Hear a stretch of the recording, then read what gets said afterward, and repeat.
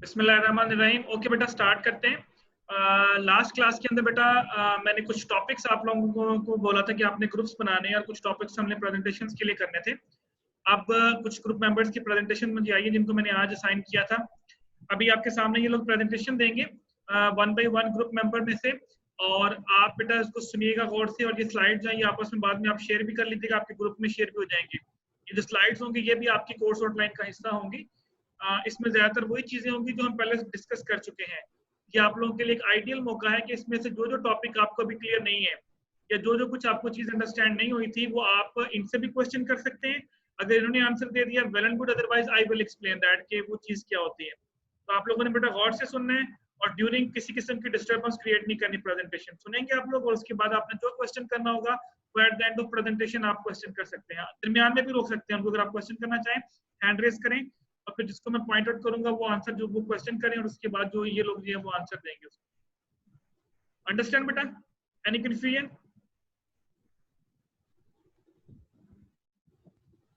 No sir, no sir. चलें बेटा start करते हैं। ग्रुप नंबर 13 है ये, introduction to counting and accounting equation. जी बेटा स्टार्ट करें। अपने जो माइक है वो जरा थोड़ा करीब रखिएगा ताकि आवाज जो है वो क्लियर आए। अस्सलाम वालेकुम।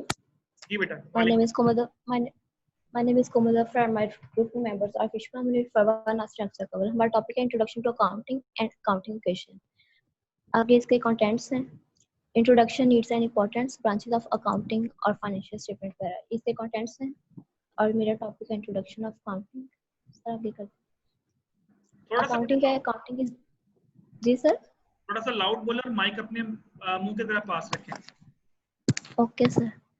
Accounting is defined as an art of recording, classifying, and summarizing the business transactions and events in significant manners and in terms of money for the preparation of statements. अगर कि हम statements बनाने के लिए जो business transactions होती हैं हम इनको significant manner में और in terms of money में हम इसको record करते हैं, classify करते हैं और summarize करते हैं, और इस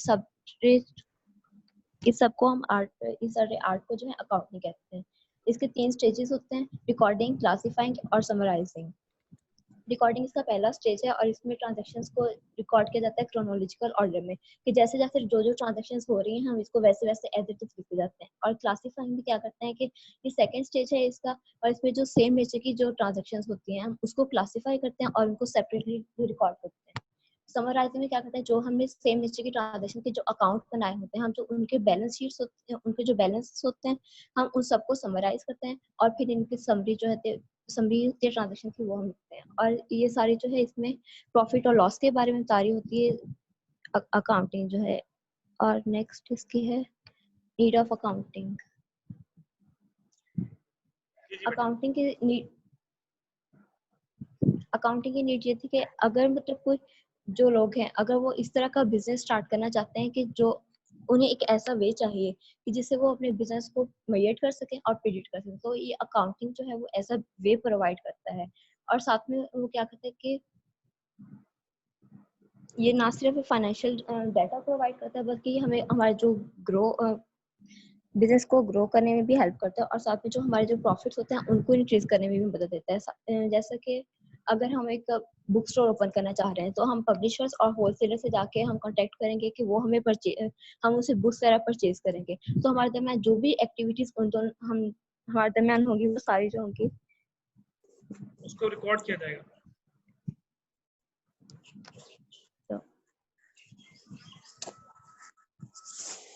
जी बेटा बोले। सर सॉरी आवाज कट गई थी। चलिए इट्स ओके, बात करें बोले इट्स ओके। तो जो पब्लिशर और होलसेलर्स के दरमियान जो हमारी वो एक्टिविटीज होंगी हम उनको ट्रांजैक्शंस कहेंगे।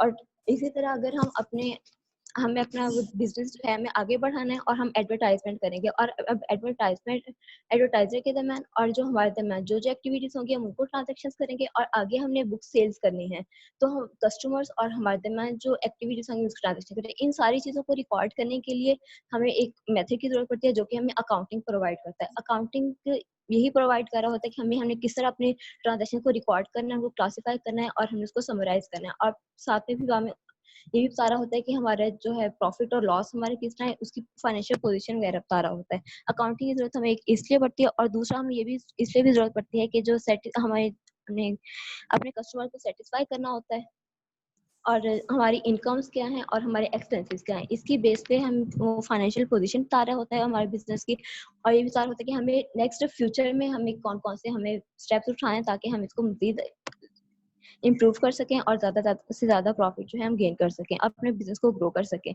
नेक्स्ट इसकी नीड थी, नेक्स्ट करते हैं।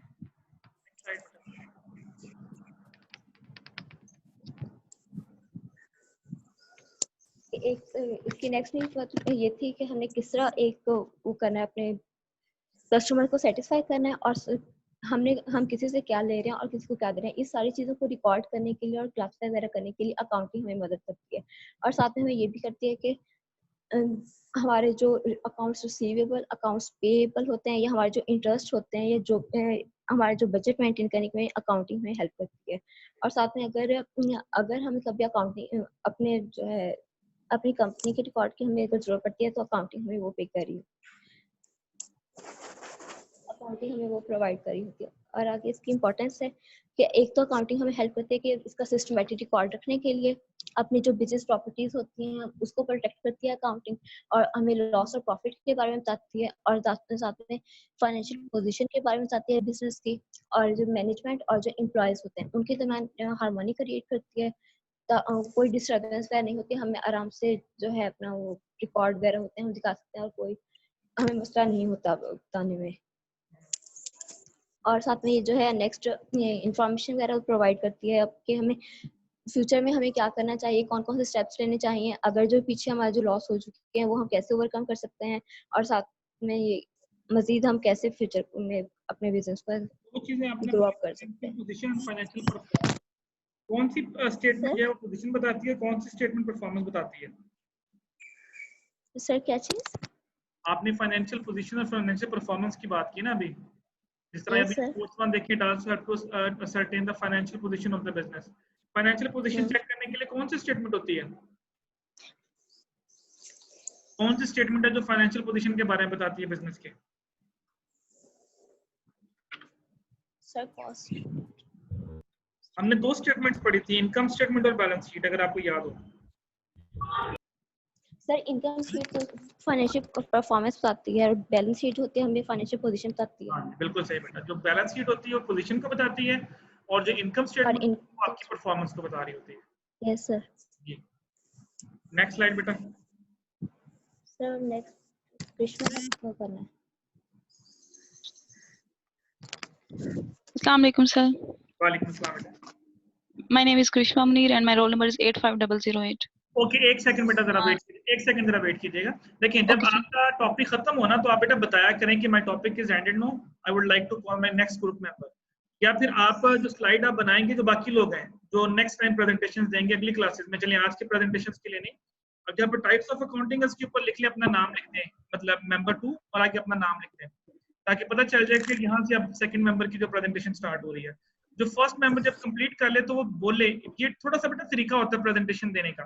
आप उनसे आप अपनी प्रेजेंटेशन को एंड करें कि my topic is ended now, if you want to ask any question, अगर कोई क्वेश्चन पूछना चाहता है तो पूछ लें, और देन फिर आप कॉल करें अपने नेक्स्ट ग्रुप मेंबर को। अगर कोई क्वेश्चन पूछे तो आंसर दें, नहीं पूछे तो अपने नेक्स्ट ग्रुप मेंबर को कॉल करें। चलें बेटा, अब स्टार्ट करें आप। my topic of presentation is types of accounting. There are three types of accounting: financial accounting, cost accounting and managerial accounting. One more type जो यहाँ पे हमने ऐड नहीं की सर, वो टैक्स अकाउंटिंग लेक्चर के दौरान आपने बताया था। Financial accounting is an art of recording, classifying and summarizing the business transaction and prepare the financial statements. तो ये अकाउंटिंग की टाइप है जिसमें हम फाइनेंशियल स्टेटमेंट्स को ऐड करते हैं। इसका मेन पर्पस होता है ट्रू रिजल्ट्स, मतलब हमारी कंपनी को कितना लॉस हो रहा है, कितना प्रॉफिट हो रहा है, और बिजनेस ऑपरेशंस किस तरह से डील हो रहे हैं एक पर्टिकुलर टाइम के अंदर। हम एक टाइम डिसाइड करते हैं, उसके अंदर हमारा प्रॉफिट लॉस जितना होता है वो हम इसके अंदर ऐड करते हैं, और इसमें हम जो है ना पर्टिकुलर पॉइंट की भी बात कर सकते हैं, किसी एक टाइम पीरियड की बात करते हैं। एंड सर इसके अंदर हमने फाइनेंशियल स्टेटमेंट में दो चीजें पढ़ी थी, income statement and balance sheet. Income statement जो होती है उसमें रिकॉर्ड होता है, हम इनपुट और आउटपुट राइट करते हैं क्या होता है, और ये हमें इसकी फाइनेंशियल परफॉर्मेंस को बताती है। जबकि जो हमारी बैलेंस शीट होती है वो बताती है एसेट्स के बारे में, लायबिलिटीज के बारे में, और हमारी ऑनर्स इक्विटी के बारे में, और ये हमारी फाइनेंशियल पोजीशन को बता रही होती है। Then ledger or then debit amount. Next type of accounting is cost accounting. Cost accounting is an art of recording, classifying and summarizing the business transaction to form the cost statements. इसके अंदर हम cost statements बताते हैं कि हमने कोई चीज purchase की है, वो उसकी क्या कॉस्ट आई है, उसकी मार्केट प्राइस क्या थी और उसकी कॉस्ट प्राइस क्या थी, वो हम इसके अंदर ऐड करते हैं। हम कॉस्ट प्राइस को ही ऐड करेंगे। The main object of cost accounting is to determine the cost of goods manufactured to produce by the business. के हमारी कंपनी जो चीजें प्रोड्यूस कर रही है, जो हम प्रोडक्ट्स बना रहे हैं, उनकी कॉस्ट क्या थी, और वो हम जब सेल कर रहे हैं तो उसमें हमें कोई लॉस तो नहीं आ रहा, आगे हमें उतना प्रॉफिट दे सकती हैं या नहीं दे सकती। ये सारा डाटा हम कॉस्ट अकाउंटिंग के अंदर रीड करते हैं। And next is managerial accounting. Managerial accounting management के बारे में होती है, जो हम मैनेजमेंट को आगे अपना जो रिकॉर्ड होता है वो दे रहे होते हैं कि किस तरह से आपने कंपनी को वो करना होगा। Managerial accounting uses much of the same data as financial accounting, but it utilizes information in different ways.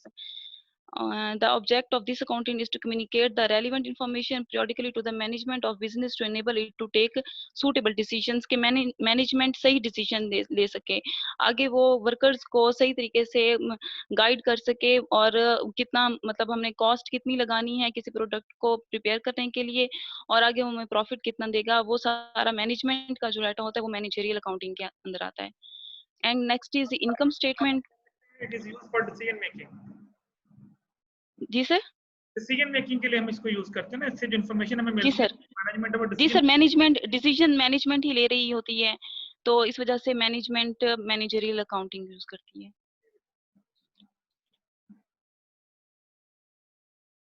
And financial statements use की जाती हैं फाइनेंशियल अकाउंटिंग के अंदर, और financial statements are written records that convey the business activities and financial performance of the company, कि company की financial performance क्या है।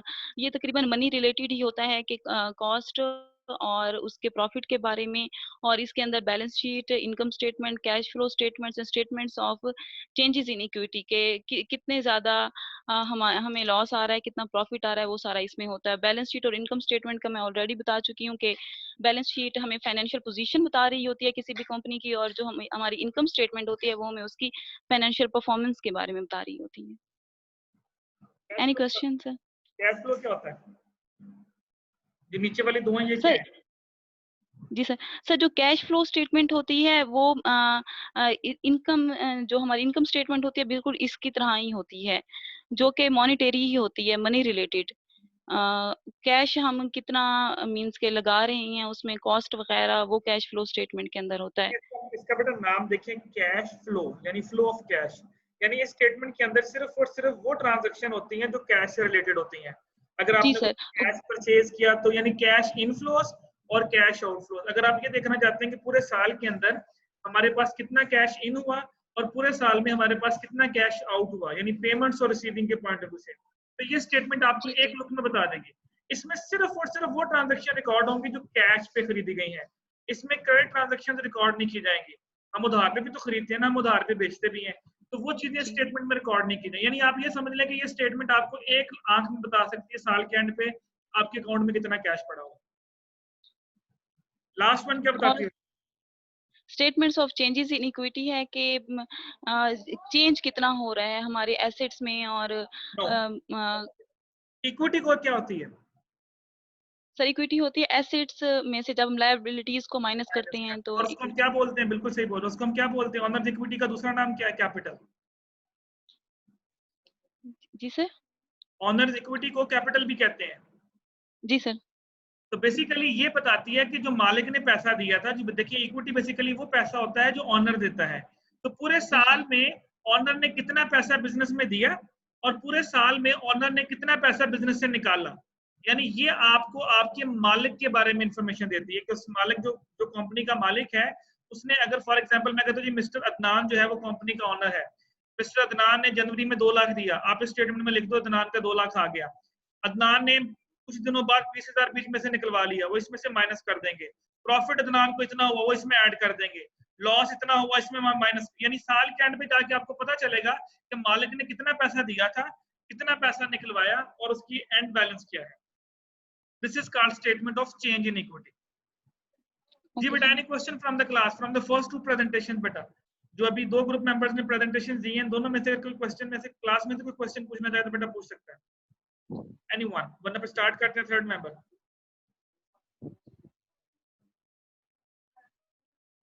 सो तो नहीं रहे, जाग रहे हैं ना?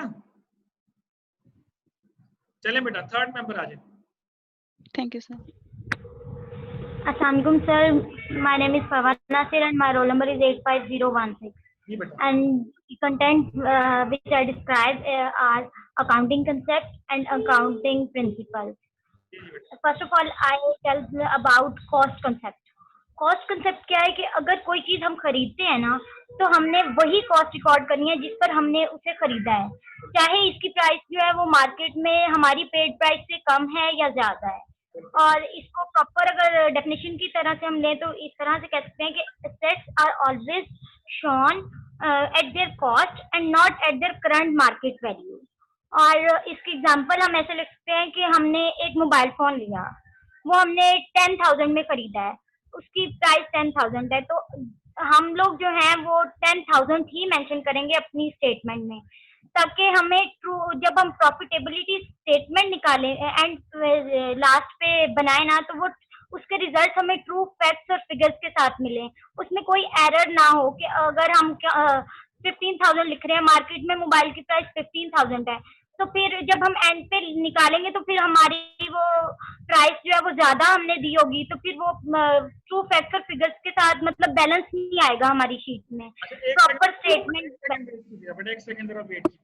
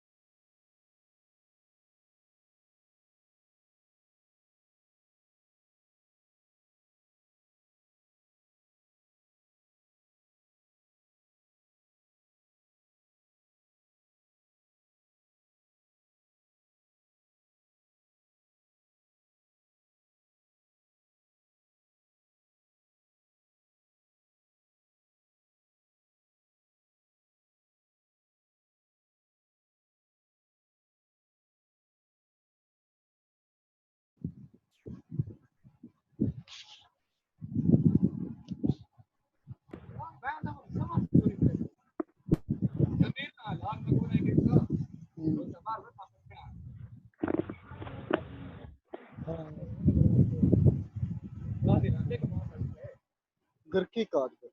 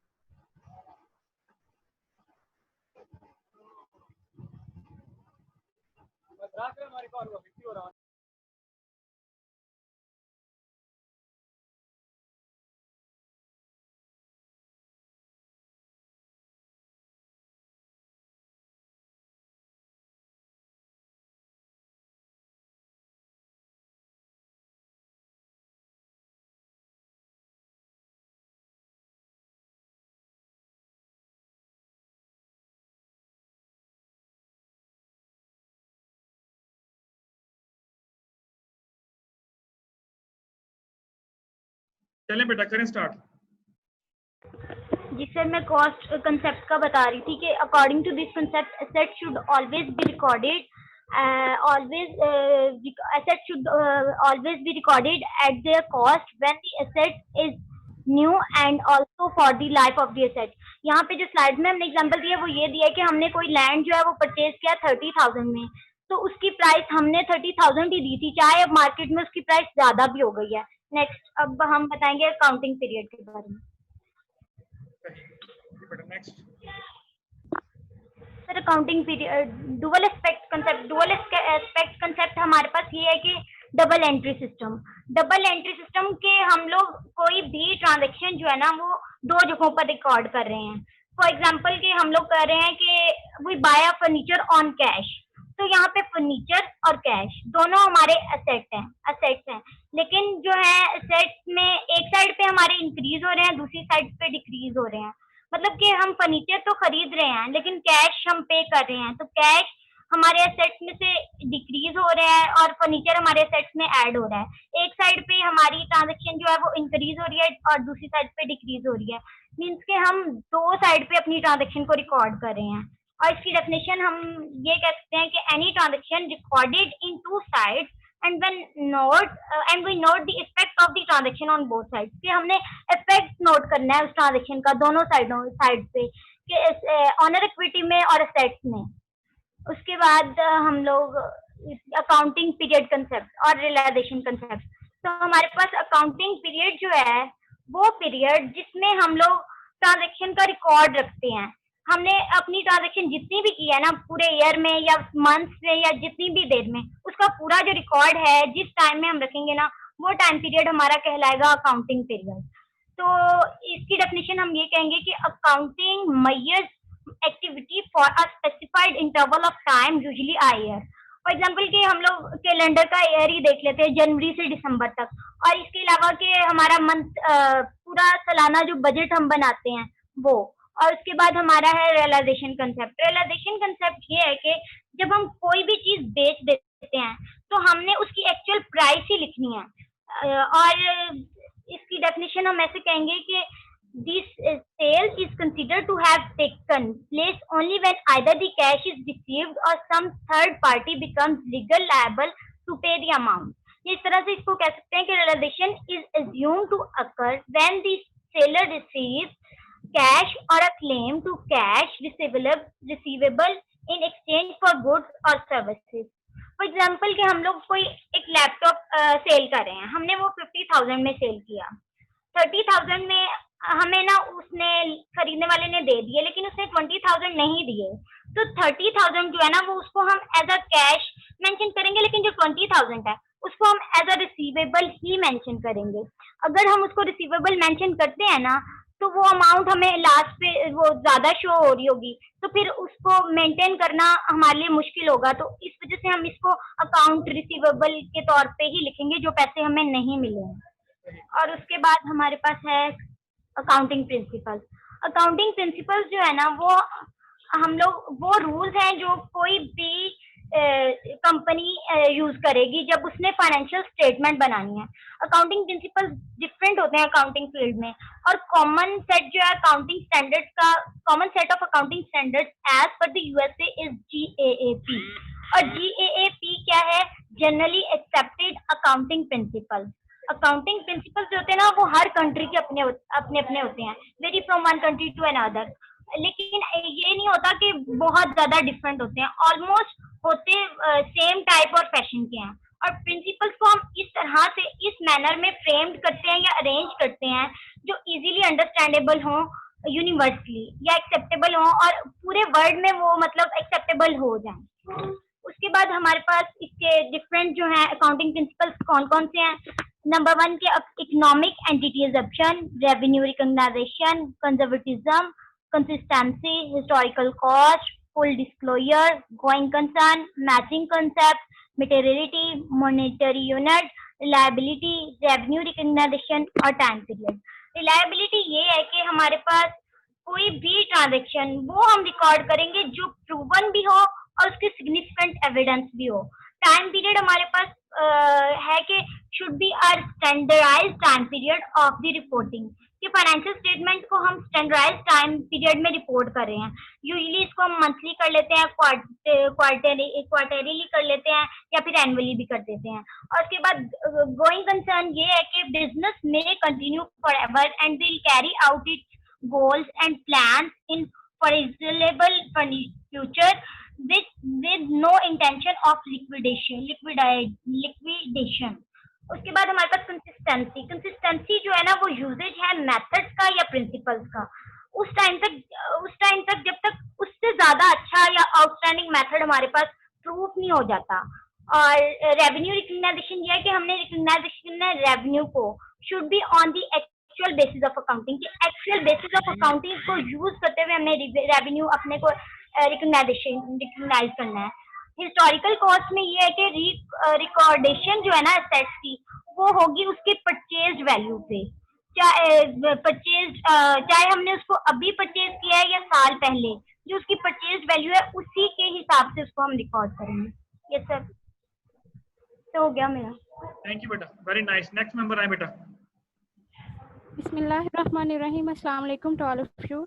I am Aksa Kanwal, having roll number 85025. My presentation topic is accounting equation. Accounting equation जो है ये एक्चुअली रिलेशनशिप एक्सप्लेन करती है एसेट्स के दरमियान, लायबिलिटीज के और ऑनर्स इक्विटी के दरमियान, किसी भी बिजनेस के या पर्सन या कंपनी के अंदर।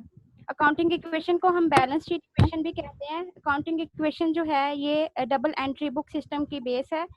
डबल एंट्री बुक सिस्टम ये है कि कोई भी जो है जब हम ट्रांजैक्शन पास करते हैं किसी भी बिजनेस के अंदर, तो वहाँ पे दो तरह की जो है हमारे पास चेंजेस आती हैं, दो अकाउंट्स में चेंजेस आती हैं। एक डेबिट साइड होती है और एक क्रेडिट साइड होती है। जो डेबिट साइड होती है वो हमेशा हमारे जो है एसेट्स को इंक्रीज करती है, और जो क्रेडिट साइड होती है वो हमारे लाइबिलिटीज को इंक्रीज करती है, और इन दोनों का इक्वल होना जरूरी है। एसेट्स जो अकाउंटिंग इक्वेशन है उसका फार्मूला है assets is equal to liabilities plus owners equity. Assets जो है वो कैश हो सकते हैं, अकाउंट्स रिसीवेबल हो सकते हैं या इक्विपमेंट्स हो सकते हैं, जबकि लायबिलिटीज जो है account payable, short term borrowings हो सकती हैं या लॉन्ग टर्म डेबिट्स होते हैं। ऑनर्स इक्विटी में शेयर कैपिटल आ जाता है या फिर रिटेन्ड अर्निंग आती है। नेक्स्ट सर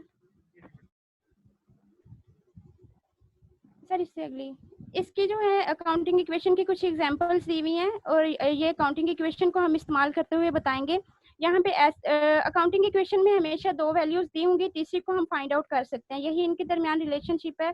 जैसे कि एसेट की वैल्यू दी हुई है यहाँ पे $50,000 और लाइबिलिटीज की दी हुई है, और ऑनर्स इक्विटी हमने फाइंड आउट करनी है। तो यहाँ पे हमने अकाउंटिंग इक्वेशन इस्तेमाल करते हैं assets is equal to liabilities plus owners equity. Owners equity चूंकि नहीं दी हुई उसको साइड पे करके हमने एसेट्स और एसेट में से लाइबिलिटीज को माइनस करेंगे तो हमारे पास ऑनर्स इक्विटी आ जाएगी। यहाँ पे एग्जांपल नंबर 4 देखें कि यहाँ पे एसेट्स नहीं दिए हुए, लाइबिलिटीज और ऑनर्स इक्विटी का सम दिया हुआ ओके $150,000 है, ठीक है। यहाँ पे एसेट्स नहीं दिए हुए, हमें पता है कि जो लेफ्ट साइड होती है वो हमेशा राइट साइड के इक्वल होती है। सर अगली स्लाइड कर दें प्लीज। जो लेफ्ट साइड होती है वो हमेशा राइट साइड की इक्वल होती है, और जो एसेट्स हैं वो हमेशा लायबिलिटीज और ऑनर्स इक्विटी के सम के इक्वल होते हैं। अगर यहाँ पे $150,000 दिया हुआ, इट्स मीन एसेट्स भी हमारे पास $150,000 ही हैं। सर अगला।